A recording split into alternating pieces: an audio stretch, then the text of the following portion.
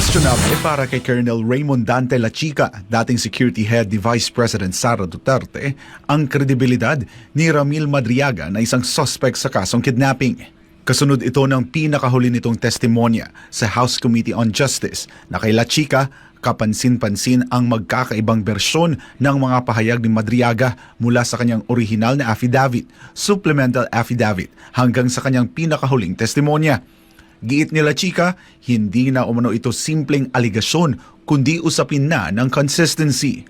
Ibinunyag din ni Lachica na ang mga kontradiksyon ay may kinalaman sa mahalagang detalye gaya ng timeline, mga taong sangkot at umano'y paghawak ng pondo. Dagdag pa niya, hindi umano dapat baliwalain ang ganitong inconsistencies lalo na kung ito ay may kinalaman sa mga pangunahing usapin.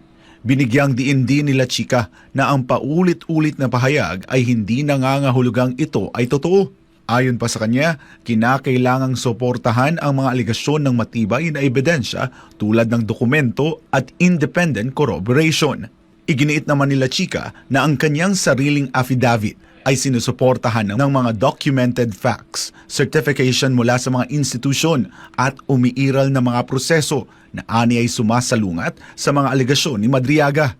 Samantala, kinumpirma rin ni Lachica na naghain na siya ng cyber libel complaint kaugnay ng umano'y pagpapakalat ng hindi beripikadong impormasyon. Babala niya, maaari itong pumasok sa tinatawag na reckless disregard for truth kung mapapatunayang mali ang mga pahayag.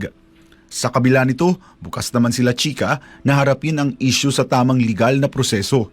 Sa huli, sinabi ni Lachica na ang kredibilidad ay hindi nakukuha sa paulit-ulit na pahayag kundi sa ebidensya at katotohanan.